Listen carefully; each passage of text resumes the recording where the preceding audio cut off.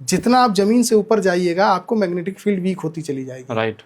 लोग उसके लिए एक्स्ट्रा प्रीमियम देते हैं ऊपर रहने के लिए, अपुति वहां पे जो रहते हैं उनकी सेहत में आप देखिएगा काफी गिरावट होती है। जो टॉप फ्लोर पे रहेगा जितना ऊपर रहेगा उसकी सेहत उतनी खराब होगी, उतनी खराब रहेगी इवेंचुअली। लोग उस पर ध्यान नहीं देते, कोई बताता नहीं, कोई सुनता नहीं। अच्छा भाई इसीलिए आपने देखा होगा जब आप रिसोर्ट वगैरह में जाते हैं जहाँ पे आपको कॉटेज वगैरह टाइप के होते हैं तो बड़ा अच्छा लगता है। क्यों? क्योंकि आप ग्राउंड पे हैं। तो इसीलिए कहावत आ गया था पीछे कुछ दिनों में कि घर लगेंगे कि होटल हैं और होटल लगेंगे कि घर हैं। तो जो कॉटेजेस वगैरह जो भी आपके रिसोर्ट्स वगैरह बनते हैं छोटे छोटे लो राइज के होते हैं, वहाँ बड़ी अच्छी नींद आती है क्योंकि आप मैग्नेटिक फील्ड में रहते हैं उतना। तो जैसे जैसे आप दूर होते चले जाइएगा उतना आपका है, और जितने आपको आरसीसी स्ट्रक्चर बन रहे हैं वो और भी खतरनाक है। अच्छा।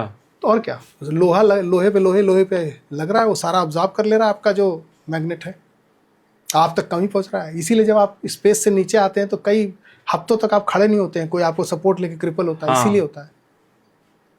ओके। क्या है ना, एक डॉट्स होते हैं उसको कनेक्ट करना चाहिए लाइफ में, और हर चीज को घुमा के आप हेल्थ पे ले आइए। ये जो पानी भी हम लोग का है उसी हेल्थ के रिलेटेड है। हाँ।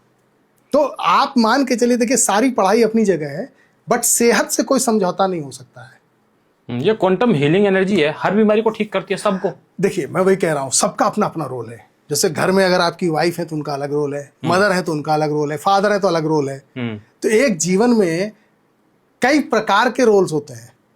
तो जैसे हमने बताया 6 प्रकार में हमारा एक हाइड्रेशन हो गया, एक आपका न्यूट्रिशन हो गया, एक ऑक्सीजनेशन हो गया, फिर हम लोग पॉजिटिव स्ट्रेस की बात करते हैं, कितना योगा करना है। आजकल देखिए लोग जिम में मर रहे हैं, पता ही नहीं है। तो ये कौन लिमिट तय करेगा कि कितना आपको करना है।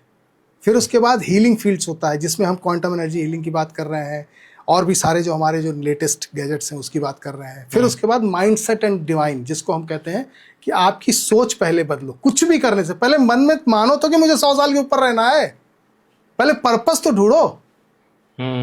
हमारे एक मित्र हैं, उनके फादर जी, उनके बहन की डॉटर के शादी के लिए बड़े, मतलब ही इज लाइक 93-94।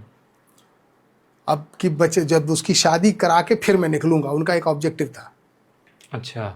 अब लड़की ने कहा मैं शादी नहीं करूंगी।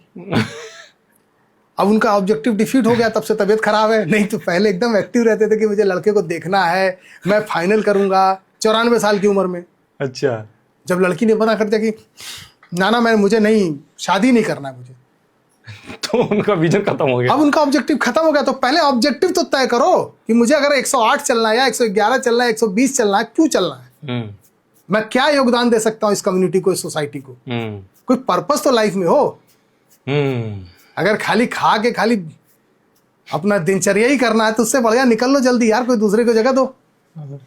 पर्पस होना चाहिए लाइफ का। ओके। आप गाड़ी में जा रहे हैं, आपके ड्राइवर को पता ही नहीं, उससे पूछे कहाँ लेके जा रहे हो, तो करा देखते हैं कहाँ जा रही है। तो फिर आप कितने देर तक बैठिए गाड़ी में, बताइए, कूद के उतर जाएगा। पहले तुम ही जाओ, मुझे नहीं जाना है। ये तो सही बता आपने।